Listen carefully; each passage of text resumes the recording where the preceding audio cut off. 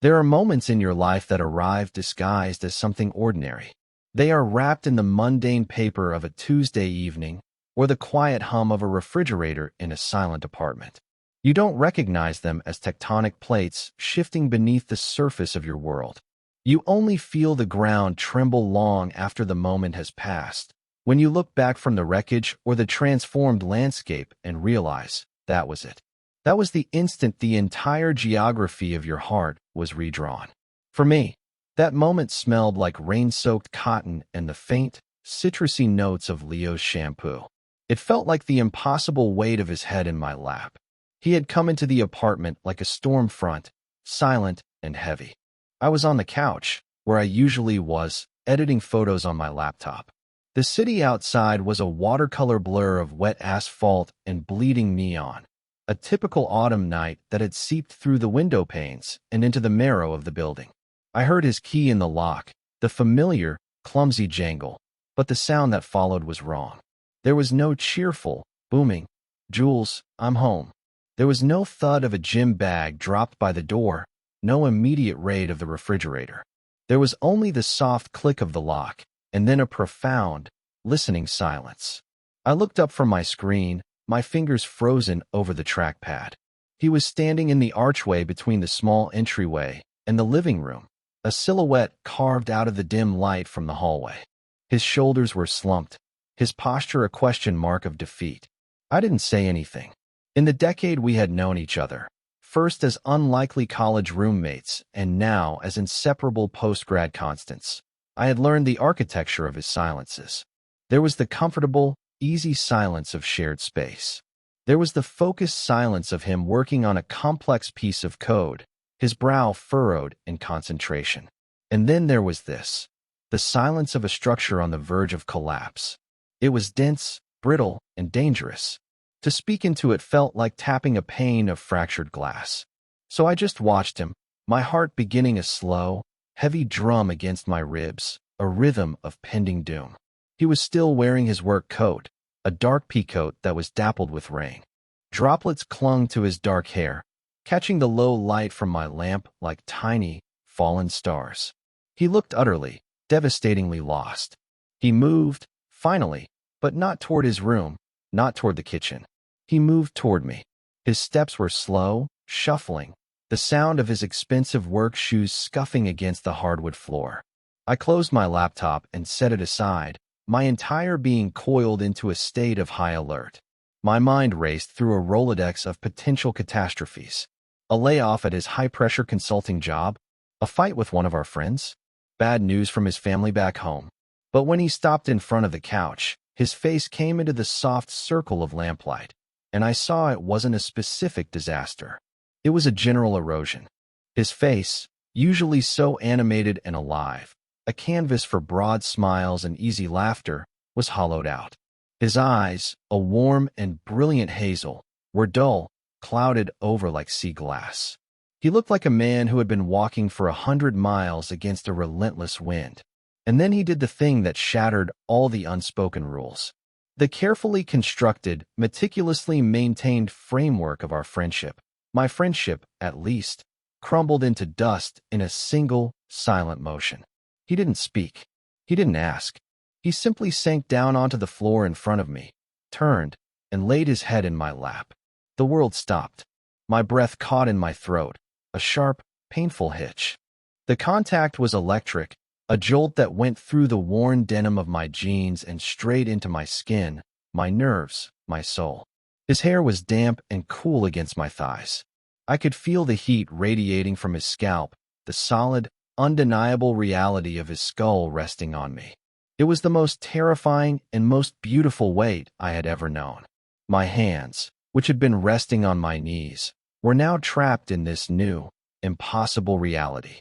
I wanted to lift them, to run my fingers through his hair, to soothe the deep, invisible ache I could feel emanating from him like a low-frequency hum. But I also wanted to shove him off, to stand up and run, to restore the safe, agonizing distance I had worked so hard to maintain for 10 long years. My hands stayed where they were, frozen into useless fists on my legs. He let out a long, shuddering breath. the kind you hear from a person who has been holding back tears for hours. The sound was a physical blow. It was the sound of surrender. And in that moment, as I sat there in the dim light of our shared apartment, with the rain whispering against the glass and the weight of my best friend, the man I loved, resting on me in a gesture of profound, unthinking trust, I felt the tectonic plates shift. The ground gave way. I knew, with a certainty that was as pure and cold as glacial ice, that nothing would ever be the same. The carefully guarded secret of my heart had been breached, not by a confession, but by a silent, desperate need. His need. He had unknowingly stumbled past all my defenses and laid his head directly on the most vulnerable part of me, and I just knew, that I would never be able to put the walls back up again. This was the beginning of the end. Or maybe, just maybe, the end of the beginning. We had met in the most cliché of collegiate settings, the forced proximity of a freshman dorm room. I was there first, of course. I'd spent 2 hours meticulously arranging my side of the shoebox-sized room, my books alphabetized, my camera equipment stored neatly in its padded case under the bed, a single, stark black-and-white photograph of a lone peer already tacked to the wall. I was building a fortress of solitude before the invasion even began. I was an art student, majoring in photography, and my natural state was one of quiet observation from the periphery. I saw the world in frames, in compositions of light and shadow, and people were often the most unpredictable, and therefore most intimidating, elements to incorporate. I was prepared to spend the next 4 years in a state of polite, detached coexistence with whoever the housing lottery had assigned me. Then Leo exploded into the room. It's the only word for it. He didn't walk in. He burst in, a supernova of energy and noise, followed by his parents who seemed equally energized and proud. He was all bright teeth and a booming laugh, his arms laden with a tangle of soccer gear, video game consoles, and a truly hideous lava lamp. He dropped everything in a heap on his bare mattress, spun around, saw me sitting on my perfectly made bed, and his face split into a grin that could have powered a small city. "You must be Julian." "I'm Leo." "Awesome photo," he said, pointing a thumb at my peer picture. "Moody. I like it." And just like that, he breached my fortress walls without even seeming to notice they were there. He wasn't an invasion.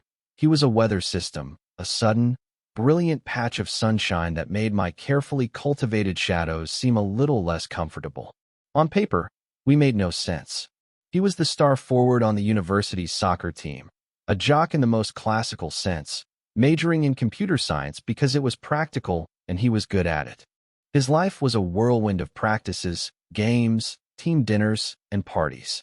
My life was a quiet cycle of darkrooms, libraries, long walks with my camera, and silent critique sessions.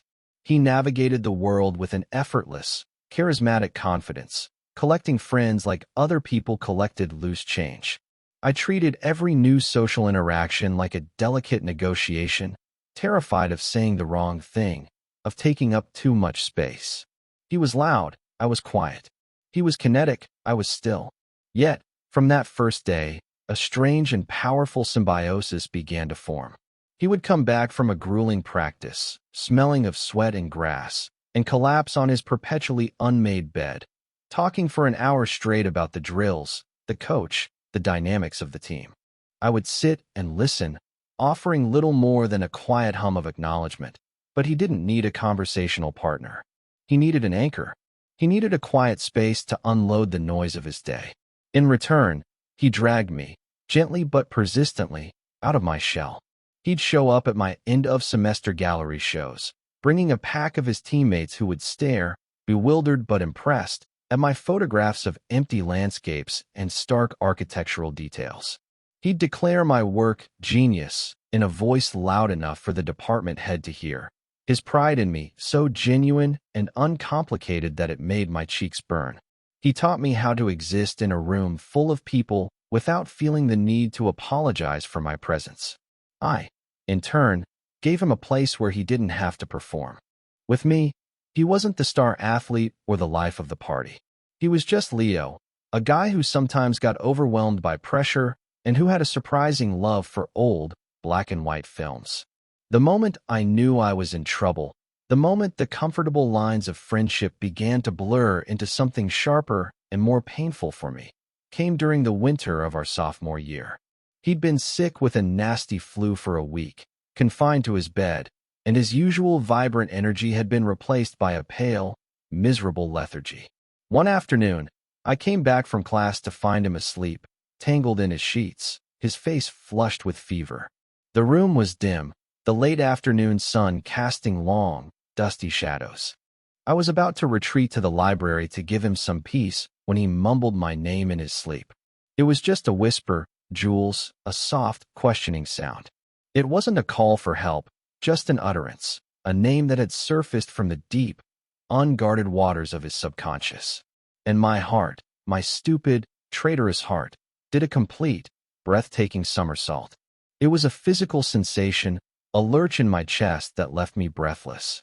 In that quiet, feverish moment, I saw him not as my roommate, my boisterous friend, but as someone precious, someone whose well-being was inextricably tied to my own. I saw the vulnerability beneath the confident exterior, a sight I felt I was uniquely privileged to witness. I quietly picked up a textbook and sat in the chair at my desk, not reading, just being there. I stayed until he woke up hours later, my presence a silent vigil he never knew he had. After that, I started seeing him through a different lens. My internal camera was always focused on him. I noticed the way his eyes would crinkle at the corners when he was truly amused, a subtle shift from his more performative public smile. I noticed the way he'd drum his fingers on his thigh when he was anxious, a tiny, restless rhythm that betrayed his calm facade. I fell in love with him in the way you fall asleep, slowly, and then all at once. And I became an expert in the art of concealment. My love for him became a darkroom in the back of my mind, a place where the truth could be developed in secret, but the images were never brought out into the light. It was a love built on the foundation of our friendship, so to reveal it felt like taking a sledgehammer to that very foundation. The risk was too great. Losing him as a friend would be a loss I couldn't comprehend, an amputation. So I learned to live with the quiet ache. I watched him date a succession of bright, cheerful girls who were all, in their own way, wonderful. I was his confidant, the one he came to when he needed advice, when he was excited about a new relationship, or when he was hurting from a breakup. I was the stable, reliable, platonic rock. Each time he'd talk about a girlfriend, I would feel a familiar, dull pang, a phantom limb pain for a relationship I'd never had. I would offer my carefully neutral advice, my face a mask of supportive friendship, while inside, my darkroom filled with overexposed, unsalvageable prints. His longest and most serious relationship was with Sarah. They met senior year and stayed together for nearly 4 years after we graduated.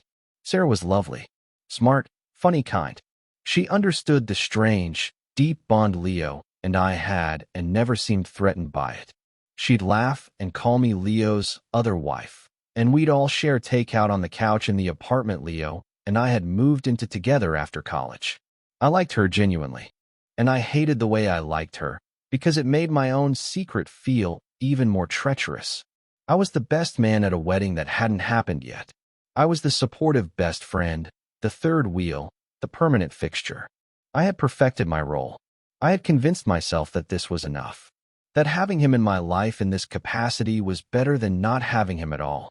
I had built a life on that compromise, and for a long time, it almost felt like peace.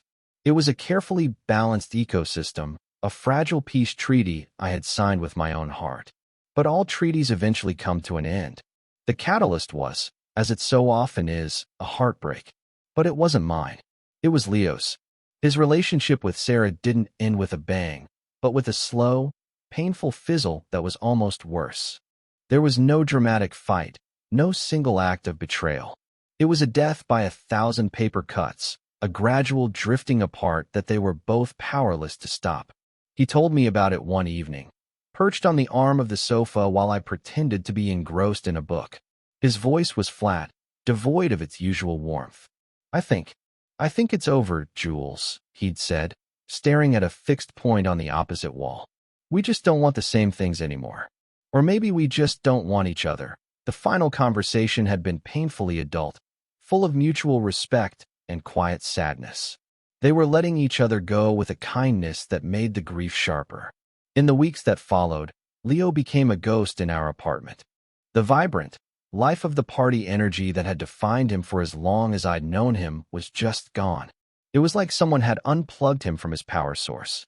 He'd come home from work, retreat to his room, and I'd hear nothing but silence from behind his closed door. The easy camaraderie of our shared space evaporated, replaced by a tense, fragile quiet. He was adrift, unmoored from the structure and partnership that had defined his entire adult life. He was profoundly, deeply lonely, and he had no idea what to do with the feeling. His usual coping mechanisms, a hard workout, a night out with friends, weren't working. The noise of the outside world couldn't drown out the silence inside him. So, he started turning inward. He started turning toward me. It began subtly. He stopped closing his bedroom door all the way, leaving it cracked open an inch or two, as if to let some of the silence out, or to let some of the life from the rest of the apartment in. Then, he started migrating. I'd be watching a movie late at night, and he'd emerge from his room, blinking in the low light like a creature disturbed from hibernation. He wouldn't say anything, just shuffle over and sink into the other end of the couch, his eyes fixed on the screen but not really seeing it. He was just seeking proximity, a warm body in the same room. It was a silent request for presence, and I granted it without question. The first time he broke the physical barrier, it was almost accidental, designed for plausible deniability. We were on the couch, watching some mindless action movie, the sound of explosions filling the room. He had a beer in his hand, and I was nursing a glass of water.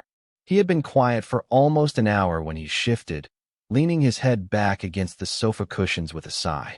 His head lolled to the side, and his temple came to rest against my shoulder. It was a light touch, barely there, but it sent a shockwave through my system. I froze, every muscle tensed. My internal monologue went into overdrive. Is this on purpose? Is he asleep? Should I move? If I move, will he wake up? If I don't move, what does it mean? He didn't stir. His breathing remained even. After a few agonizing minutes, I forced myself to relax, to pretend this was normal, that this was just a thing friends did. But my shoulder burned where he touched it, a focal point of terrifying, wonderful sensation. He stayed that way for the rest of the movie, a silent, warm pressure against my side.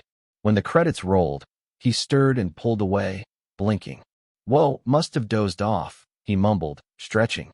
Sorry, man, it's fine, I said, my voice sounding impressively steady. You looked like you needed it, but it wasn't fine. It was a breach. It was a small crack in the dam, and I knew, with a sinking feeling of both dread and hope, that the water was starting to press against it. The breakup with Sarah hadn't just left him lonely.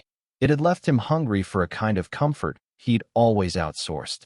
He was used to physical affection, to the casual intimacy of a long-term relationship, a hand on the back, a head on a shoulder, the simple, grounding presence of another person.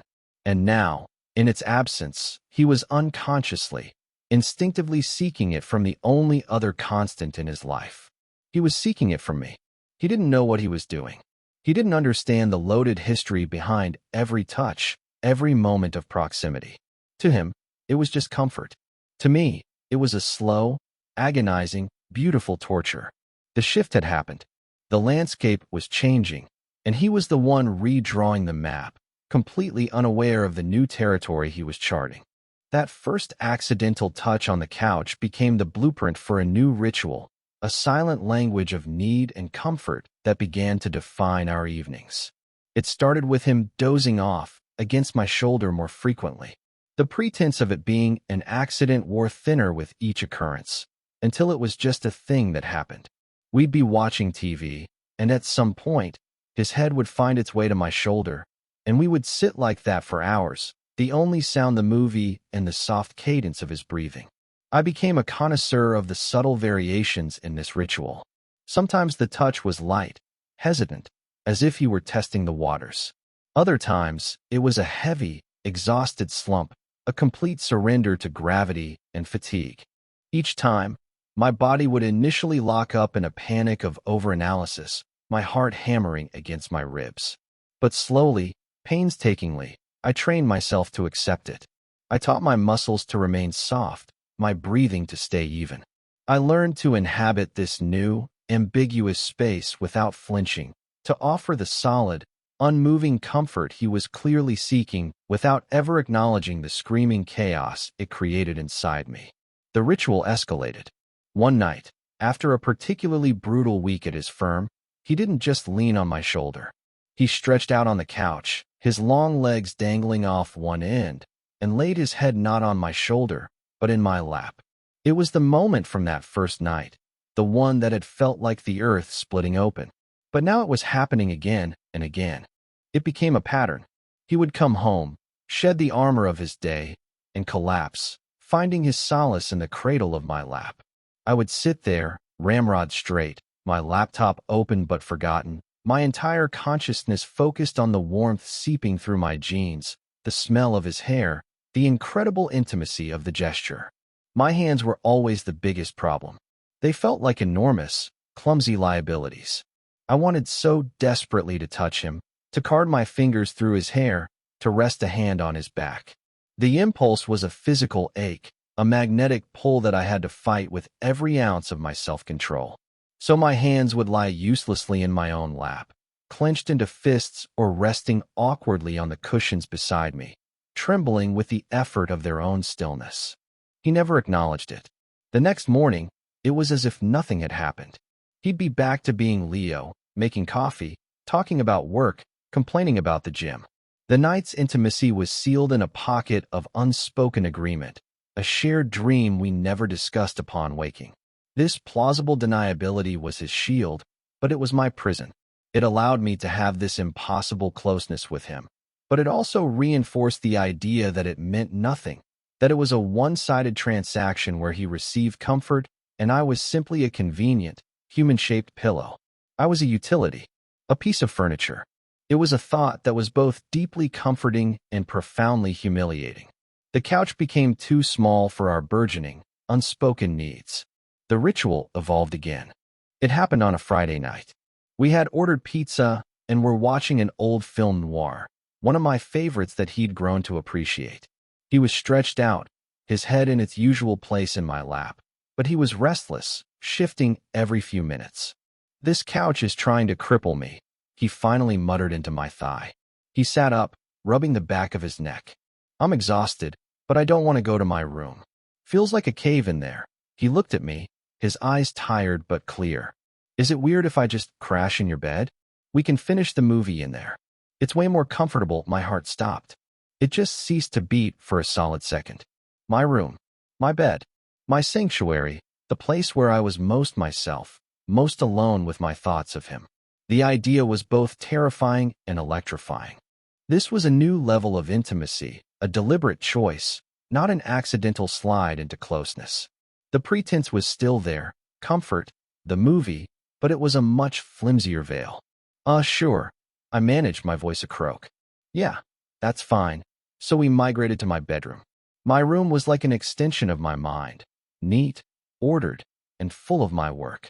Black and white prints were pinned to a large corkboard, studies of light and shadow, empty alleyways and lonely coastlines. He glanced around as he came in, as if seeing it for the first time. "It's so common here," he said, his voice softer than it was in the living room. I got into bed, propping myself up against the pillows, and he laid down on top of the covers beside me, his body a long, warm line parallel to my own. We weren't touching, but the space between us felt charged, humming with unspoken questions. I pointed the laptop toward us, and we continued the movie. But I couldn't focus on the film. I was hyper-aware of every tiny movement he made, the rise and fall of his chest, the sound of his breathing in the quiet room. He had crossed a significant threshold. He had entered my space. This became the new ritual. The couch was gradually abandoned in favor of my bed. The excuse was always comfort, or the desire to finish a show, or simply that he was too tired to make it to his own room. He would lie on top of the covers, and I would be under them, a thin cotton sheet the only flimsy border between friendship and something else entirely. The nights were an agony of proximity. I would lie awake for hours after he had fallen asleep, listening to him breathe, feeling the heat from his body radiate across the small gap between us. I was a starving man sitting inches from a feast, forbidden to eat. I started to think of it in terms of my photography. Our friendship had been a perfectly exposed photograph, clear and balanced. But now, it was as if we were in a darkroom together, fumbling in the chemical-scented blackness. He was unknowingly adding more and more developer to the image, making it richer, deeper, but also bringing it dangerously close to being overexposed, to being lost completely in a flood of black. I was terrified of the moment the image would become unrecognizable, when the lines would blur so much that the original picture, our friendship, would be gone forever. Yet, every night, when he'd appear in my doorway, a silent question in his eyes, I would nod and shift over, making room for him. I couldn't say no. The hope, however faint and painful, was too addictive. This ritual, this nightly dance of ambiguous intimacy, was both the source of my greatest joy and my deepest anxiety. He had left the door to his own fortress open, and then he had walked straight into mine. We were living in the threshold, and I had no idea how to convince him to either come all the way in or go back out. The night it happened, the night the ritual finally broke its own rules, started like any other. It was a cold Tuesday in late November, the kind of night where the wind howled around the corners of our apartment building like a hungry animal. Leo had come home looking drained, the lines around his eyes deeper than usual. He'd barely spoken a word through our silent dinner of leftover pasta before disappearing into his room for a shower. An hour later, he appeared in my doorway. He was wearing a soft gray t-shirt and flannel pajama pants, his hair still damp. He didn't offer an excuse this time. He just looked at me, then at the empty space on the bed beside me. The question was implicit, our ritual now so ingrained it no longer required a verbal script. I nodded, pulling back the comforter in a silent invitation. This was a subtle but significant shift. I wasn't just making room for him on top of the covers anymore. I was inviting him in. He hesitated for a fraction of a second, his eyes meeting mine across the room. I saw a flicker of something in their depths, not just exhaustion, but something more vulnerable, more uncertain. Then he moved, padding softly across the floor and sliding into the bed beside me. He lay on his back, his head on the pillow next to mine, his body a few careful inches from my own. The warmth of him under the shared blanket was immediate, overwhelming. It was a new level of domesticity, a new layer of intimacy that made my throat feel tight. I turned off my bedside lamp, plunging the room into a deep, velvety darkness, broken only by the faint orange glow of the streetlights filtering through the blinds. We lay there in silence. Usually, he would be asleep within minutes, his breathing evening out into a slow, deep rhythm. But not tonight. Tonight, the silence was different. It wasn't empty or peaceful. It was thick, heavy, and full of unspoken words. I could feel his wakefulness like a physical presence, a hum of nervous energy radiating from him in the dark. I lay perfectly still, my own body rigid with anticipation, my ears straining against the quiet. I could hear the frantic beat of my own heart, and I was sure he could hear it too. Minutes stretched into an eternity. The wind outside rattled the window frame, a lonely, percussive sound. I was just about to risk a quiet, "Are you okay?" when his voice cut through the darkness, so soft it was almost part of the silence itself. "Jules." My breath hitched. "Yeah." I managed, my own voice a dry whisper. He was quiet for another long moment. I could feel him gathering his courage, and the suspense was excruciating. Then, he spoke again, his voice even softer, laced with a terrifying fragility. "Can I ask you something?" This was it. The moment of exposure. The image was about to be plunged into the final chemical bath, and I had no idea if it would be a masterpiece or a blackened, useless sheet of paper. My throat was too tight to form words, so I just made a small, affirmative sound. He rolled onto his side to face me. I couldn't see his expression in the dark, but I could feel the intensity of his gaze. I could feel him searching for me in the shadows. His voice, when it came, was trembling slightly, stripped of all its usual confidence, all its easy charm. It was the most honest sound I had ever heard from him. Would it be okay if I kissed you? Time fractured. The wind outside, the hum of the city, the beating of my own heart, it all ceased to exist.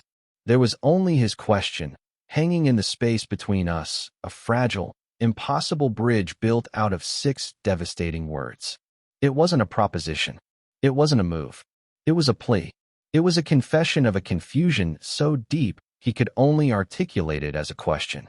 He was asking for permission, not just from me, but from the universe, from the rules of our friendship, from himself.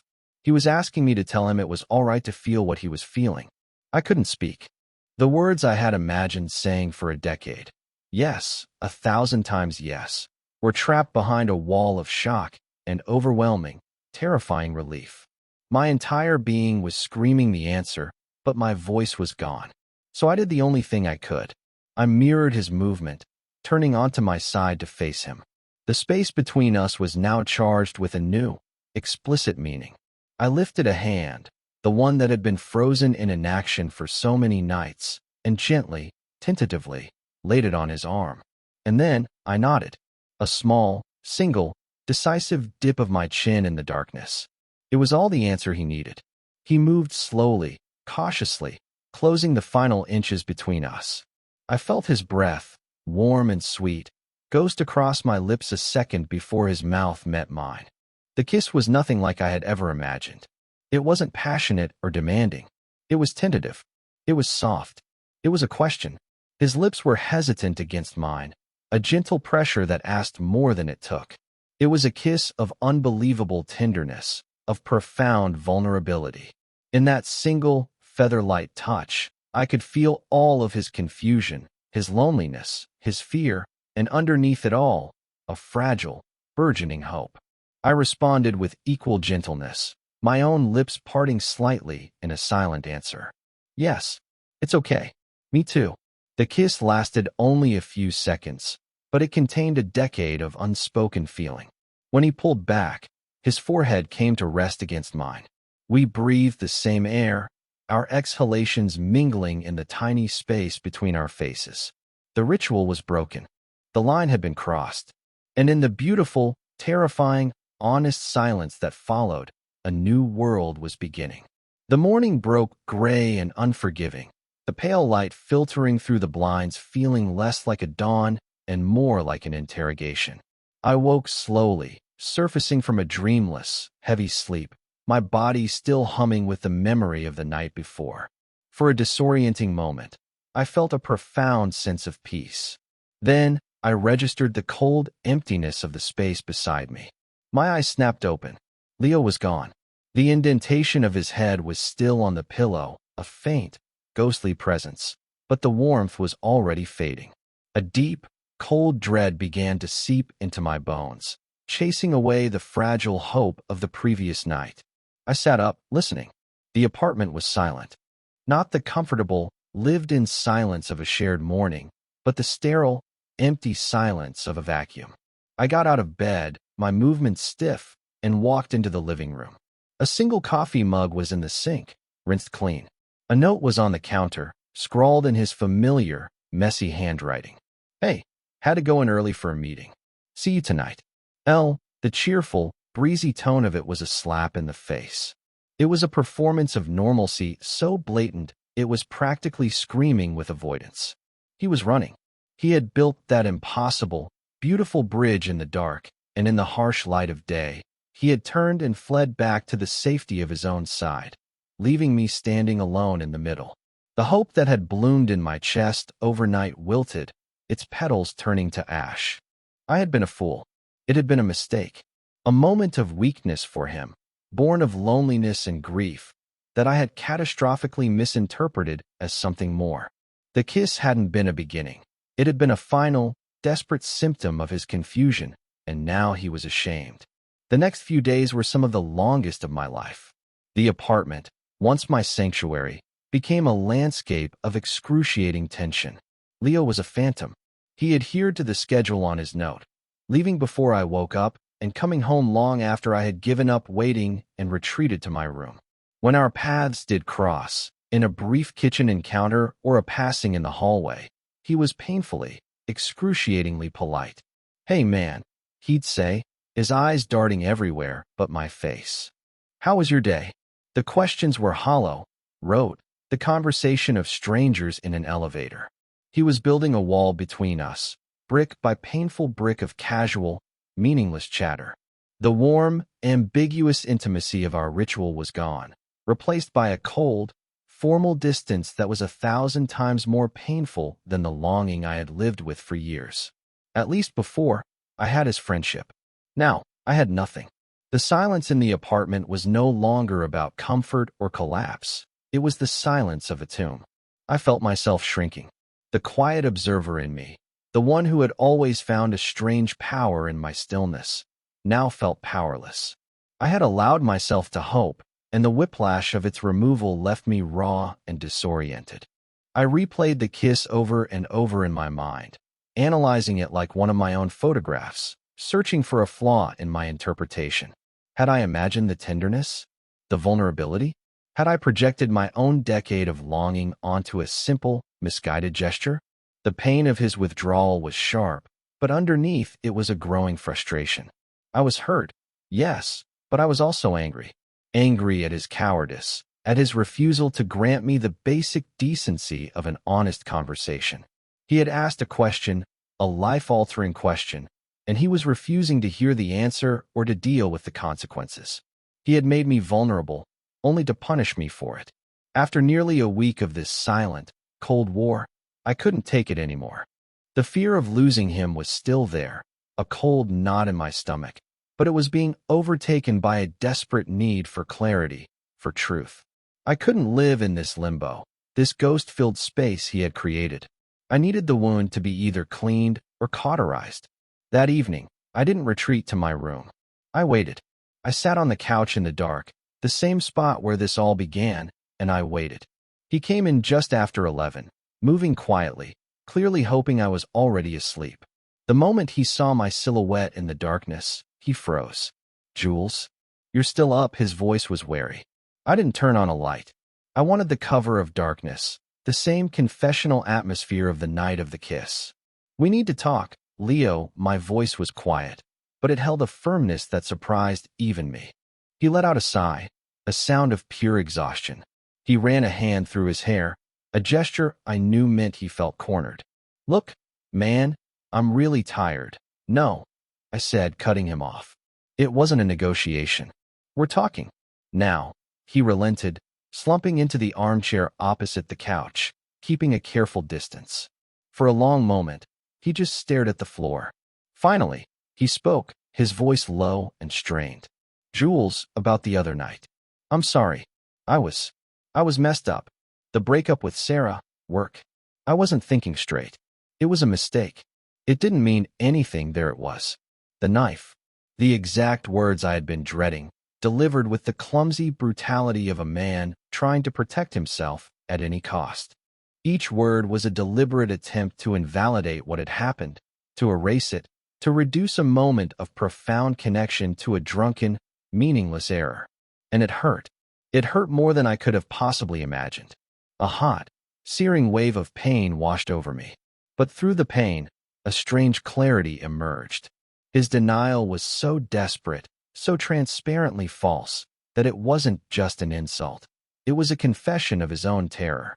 I took a deep breath, letting the initial wave of hurt pass over me. When I spoke, my voice was devoid of accusation. It was just quiet and tired and devastatingly honest. "You can say that, Leo. You can say it was a mistake and that it didn't mean anything." I paused, letting the words hang in the darkroom. But it wasn't nothing to me. I didn't say more. I didn't tell him I loved him. I didn't list my grievances or detail my decade of quiet pining. I just gave him that one, simple, undeniable truth. I reclaimed my own experience of that moment. I refused to let him erase it. The silence that followed was absolute. I watched his silhouette in the dim light. His head was bowed, his shoulders shaking. At first, I thought he was angry, but then I heard it. A small, choked sound. The sound of a sob he was trying desperately to swallow. My anger evaporated. replaced by a deep, aching empathy. He wasn't a coward, not really. He was just terrified. My quiet honesty had done what a confrontation never could have. It had shattered his defenses completely. "I don't know what I'm doing, Jules," he whispered, his voice thick and broken. He lifted his head, and even in the near-total darkness, I could see the glint of tears on his face. I'm not. I just know that after Sarah left, everything felt empty. So empty.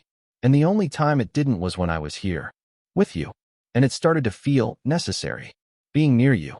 And it scared the hell out of me." He took a ragged breath. "That night, when I kissed you, it was the first thing that's felt real in months. And that scared me even more. I woke up the next morning, and I felt, I don't know, like a different person. And I didn't know who that person was. So I ran. I'm so sorry, Jules. I'm so sorry." He wasn't apologizing for the kiss. He was apologizing for the fear. He was apologizing for the running. And in his fractured, terrified confession, I finally heard the truth I had been waiting for. It wasn't a mistake. It wasn't nothing. It was just terrifyingly real. His confession hung in the air, a raw and fragile thing. The wall of silence and avoidance he had built over the past week had crumbled, leaving him exposed and trembling in the ruins. I didn't move from the couch. I just let him speak, let the poison of his fear and confusion drain out of him. He talked for a long time, his voice halting and thick with emotion. He talked about the suffocating loneliness after Sarah, a void he didn't know how to fill. He talked about the strange, magnetic pull he felt toward me, a need for my quiet presence that had intensified from a comfort into a necessity. He confessed that the nightly rituals, the head on my shoulder, the nights in my bed, were born of a desperation for a closeness he couldn't name, a closeness that both soothed and unsettled him. It was like my compass was broken, he said, his voice barely a whisper. All my life, North was always a certain way. A girlfriend, a wife, that future. And then, suddenly, the needle started swinging like crazy. And then it started pointing at you, Jules. And I didn't know what that meant. I still don't. It feels like I'm breaking some fundamental rule of who I'm supposed to be. He looked at me then, his eyes pleading in the darkness. Does that make any sense? Am I crazy? My heart ached for him. For his fear, for his confusion, for the bravery it took to finally voice it all. I finally stood up, crossed the small space between us, and sat on the floor in front of his chair, the same way he had come to me all those weeks ago. I rested my hands on my knees, a mirror of his initial gesture, but my posture was not one of defeat. It was an offering. "No, you're not crazy," I said, my voice gentle. "You're just feeling something new. And new things are always scary." I paused, choosing my next words carefully. "Leo, for me, the needle has been pointing at you for a very long time. I just got very good at pretending it wasn't." The admission slipped out, quieter and less dramatic than I had ever imagined, but it landed with the force of a physical blow. He stared at me, his mouth slightly agape. The tears that had been tracking down his face stopped. "What?" he breathed. "For how long?" "A long time," I repeated softly. "Almost since the beginning. It doesn't matter. What matters is that you don't have to have all the answers right now. I don't. All I know is that the last week, this silence, has been worse than anything. I'd rather have your confused, messy honesty than your polite avoidance. I can live with the confusion. I can't live without my best friend." That was the key. Friendship. It was the foundation we were built on, the ground we both understood. By offering it back to him, by showing him it wasn't an either/or proposition, I was giving him a safe place to land. His shoulders, which had been tense and hunched, finally relaxed. He let out a long, shuddering breath, a sound of profound release. He reached out and placed his hand on my head, his fingers gently carding through my hair. The gesture I had yearned for so many nights. It wasn't a romantic caress. It was a gesture of deep, overwhelming affection and gratitude. It was the touch of a friend who had been lost and had just been found. "Okay," he whispered. "Okay, Jules. We can figure it out." Together, we didn't kiss again that night. We didn't need to. The honesty was more intimate than any physical touch. We talked for hours more, until the gray light of dawn began to creep into the room again. But this time, the light didn't feel like an interrogation. It felt like a promise. When we finally fell silent, exhausted and wrung out, there was a new kind of peace in the apartment. The ambiguity was gone, replaced by a shared intention. We didn't know what we were becoming, but we knew we would face it together.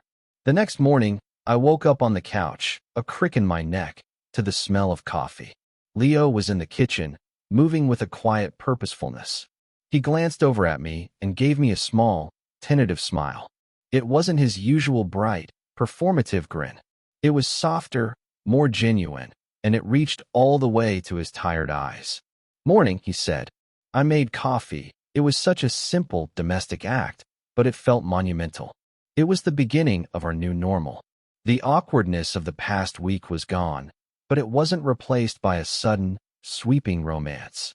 Instead, there was a careful, tender space between us. A space of mutual respect for each other's fragility.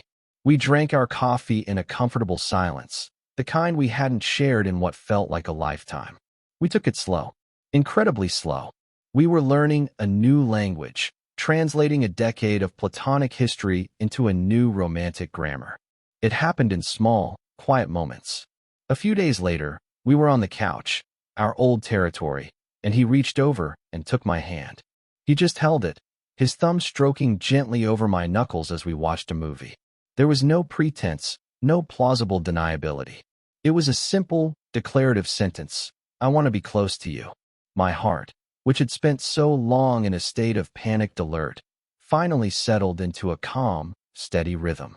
I interlaced my fingers with his, a silent response. "Me too." The ultimate symbol of our new foundation came about a week after our talk.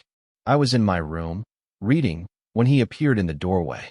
It was the same scene that had played out so many times during our ritual, but his posture was different. He wasn't slumped with exhaustion or seeking refuge. He stood tall, a quiet question in his eyes. I met his gaze and gave a small nod. He walked in, but he didn't get into the bed right away. He walked over to the door, and with a soft, deliberate click, he closed it. All the way, the sound echoed in the quiet room, a declaration of intent. The era of the open door, of ambiguity and escape routes, was over. He was choosing to be in this space with me, fully and without reservation. He turned back to me, a flicker of a smile on his face, and then he came to the bed and slid under the covers beside me. He turned onto his side, propped his head on his hand, and just looked at me. "Hi," he said softly. "Hi," I replied, my voice full of a warmth I no longer had to hide. He didn't kiss me right away. He just watched me, his gaze full of a wondering, gentle curiosity, as if he were seeing me for the first time. He was studying my face, my features, the way an artist studies a subject, trying to capture its essence.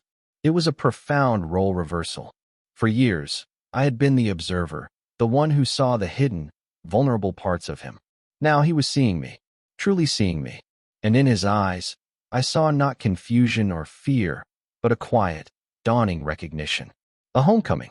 I had spent so many years thinking that the moment I lost my best friend would be the moment I admitted I loved him. I had guarded our friendship like a priceless, fragile artifact. But I had been wrong. The friendship didn't need to be protected. It needed to evolve. It wasn't an artifact to be kept under glass. It was a living thing that had to grow or die. In the end, I didn't lose him at all. I just had to let go of the old version of him, the old version of us, to make room for something truer. The ground had shifted beneath my feet that first night, and I had been terrified of the earthquake. But I see now that it wasn't a destruction. It was a realignment, a painful but necessary process of breaking down an old landscape to reveal the beautiful, honest bedrock that had been there all along. We had found our way out of the darkroom, and the image that developed, the one we created together in the quiet, gentle light of our new beginning, was clearer and more beautiful than anything I could have ever captured on my own. It was a portrait of two people finally home. We began to heal in the beautiful, honest silence we'd learned to create together.